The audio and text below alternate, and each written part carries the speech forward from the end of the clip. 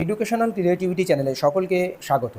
আপনারা জানেন যে সরকারি নির্দেশ মতো সমস্ত ব্লকগুলোতে কার্যপ্রক্রিয়া শুরু হচ্ছে, সেটি হলো hearing for the verification of caste certificate, SC ST OBC caste certificate, ভুয়ো সার্টিফিকেট ভেরিফিকেশন। আপনারা জানেন যে কিছুদিন আগে সরকারের একটি নির্দেশ ছিল, সেখানে বলা হয়েছিল যে যে সমস্ত 2000 পরে 2011-র পরে যারা ওবিসি কার্ড তৈরি করেছে বা এসসি কার্ড তৈরি করেছে, এসটি কার্ড তৈরি করেছে, মানে কাস্ট সার্টিফিকেট, তাদের সমস্ত কাস্ট সার্টিফিকেট ভেরিফিকেশান হবে। কারণ একাধিক অভিযোগ কিন্তু জমা পড়েছে নতুন সরকার আসার পরেই। তার উপরে ভিত্তি করে এই পদক্ষেপ নেওয়া শুরু হয়েছে এবং কিছু কিছু জায়গায় ভুয়ো কাস্ট সার্টিফিকেট পাওয়া গেছে, সেটা এসসি হোক, এসটি হোক আর ওবিসি হোক, সেটা নোটিশ আকারে প্রকাশিত হয়েছে এবং তাদের বাতিল হয়েছে। এমন সেটা নিয়ে যা যা পদক্ষেপ নেওয়ার দরকার, পদক্ষেপ নেবেন সরকার বা কর্তৃপক্ষ নিতে পারবেন, সেটাও কিন্তু বলা হয়েছে। তো বিষয়টি আমরা দেখে নেব যে এখানে কি কি রয়েছে আর কি কি নিয়ে যেতে হচ্ছে। আর এই ভুয়ো কার্ড ভেরিফিকেশানের জন্য আপনার যে সমস্ত ডকুমেন্টস দেখিয়ে আপনি ওবিসি বা এসসি এসটি সার্টিফিকেট বার করেছিলেন, সেই সমস্ত ডকুমেন্টসও কিছু নিয়ে যেতে হচ্ছে। তো চলুন আমরা নিচে দেখে নিই। To the EA secretary all panchayat Purbasthali and development block and Patulia Purba Bardhaman. এই যে পূর্ব বর্ধমানের ক্ষেত্রে এরকম কিন্তু প্রত্যেকটি ব্লকের ক্ষেত্রে আসবে এবং প্রত্যেকটি ব্লকে কোথাও হচ্ছে এসডিও অফিসে বা বিভিন্নভাবে ভেরিফিকেশান হবে। 9/6/2024 notification schedule of hearing for the verification of caste certificate. All the gram panchayat are being requested to inform 100 certificate holder per day 100টি সার্টিফিকেট হোল্ডারকে ভেরিফিকেশান করতে হবে। দ্য এসসি এসটি এবং OBC caste certificate holders whose certificates are to be verified accordingly to be present for the hearing at Purbasthali two BDO office as per the given schedule mention below. তো এই হচ্ছে বিষয়। এবং আপনাকে সঙ্গে ডকুমেন্টসগুলো নিয়ে যেতে হবে। এখানে ডকুমেন্টসের কথা বলা নেই, তাও আপনাকে ডকুমেন্টসগুলো নিয়ে যেতে হবে।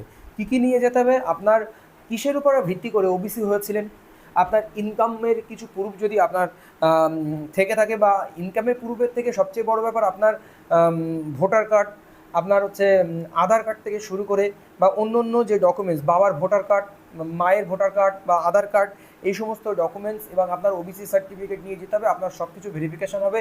আপনার যে জাতি, আপনি সেই জাতির সঙ্গে আপনার সত্যি সেই কোটায় আপনি পাবেন কিনা, বা এক প্রকার শোনানি সেই জাতিগত কোটা আপনার জন্য বরাদ্দ রয়েছে কিনা, সেটা কিন্তু দেখা হবে। এবং নেম অফ জিপি, প্রত্যেকটা জিপিতে total number of certificate holder কত রয়েছে সেইগুলো এখানে স্পষ্টভাবে দেওয়া রয়েছে। প্রত্যেকটি সার্টিফিকেটে হোল্ডারের নাম দেওয়া রয়েছে। কবে? 11/6/2026, 25/6/2026, এই প্রত্যেকটি জিপি অনুযায়ী এখানে ডেট দেওয়া রয়েছে এবং টাইমগুলো এখানে উল্লিখিত রয়েছে। তো এই নিয়ে রাজ্য সরকারের একটি দারুণ পদক্ষেপ। এবার একটা কথা এখানে আপনাদের বলতে হয় যে এই এসসি এসটি এবং ওবিসি সার্টিফিকেট বাতিল হওয়ার পরে যারা চাকরি পেয়েছে তাদের কি চাকরি চলে যাবে, একটা প্রশ্ন কিন্তু রয়ে যাচ্ছে। তো অনেকে বলে যে একবার চাকরি পেয়ে গেলে চলে যায় না, কিন্তু আপনি যদি ভুয়ো সার্টিফিকেট পেয়ে থাকেন, আপনার সার্টিফিকেটটাই যদি ভুয়ো হয়ে থাকে, তাহলে কিন্তু যে কোনো পরিস্থিতিতে আপনার চাকরি চলে যেতে পারে যে কোনো একটা সময়ে। কারণ নোটিফিকেশানে লেখা থাকে যে আপনি যদি কোনো ভুল ডকুমেন্টস দিয়ে চাকরি পান, মিসগাইড করেন বা মিসগাইড করে চাকরি পান, তাহলে যে কোনো পরিস্থিতিতে আপনার অ্যাপয়েন্টমেন্ট ক্যান্সেল হতে পারে। সেটা 10 বছর হতে পারে, 5 বছর হতে পারে, 20 বছরে গিয়েও হতে পারে। তো বিষয়টা এরকম জায়গায় দাঁড়াচ্ছে। আর আমাদের সামনে কিন্তু ভুরি ভুরি এসসি এসটি সার্টিফিকেট, মানে এসটি সার্টিফিকেট বানানো হয়েছে, এসসি সার্টিফিকেট বানানো হয়েছে যারা ওই জাতির মধ্যে পড়েই না। তার চেয়ে বেশি ভয়ঙ্কর জিনিস হয়েছে যেটা হচ্ছে ফিজিক্যাল হ্যান্ডিক্যাপ। পিএইচ কোটায় একাধিক সার্টিফিকেট তৈরি হয়েছে টাকা দিয়ে। এরকম উদাহরণ কিন্তু অনেক কিছুই রয়েছে। সেই জন্য যে পিএইচ সার্টিফিকেটগুলো আছে তাদেরকে ফিজিক্যালি ভেরিফিকেশান করা উচিত। মেডিকেল চেক আপ করলেই তাদের বোঝা যাবে যে তারা পিএইচ কিনা, কারণ পিএইচদের মেডিকেল চেক আপ করলেই ধরা পড়ে যাবে। তো এই হচ্ছে বিষয়। আর ওবিসি রিলেটেড একটি কথা আপনাদেরকে বলে রাখি। এই ওবিসি 2024 মে মাসে যে কলকাতা হাইকোর্টে ওবিসি বাতিল হয়ে গিয়েছিল আপনারা জানেন, তারপরে যদি রিক্রুটমেন্টের নোটিশ দিয়ে থাকে তাহলে কিন্তু একটা প্রভাব আসবেই।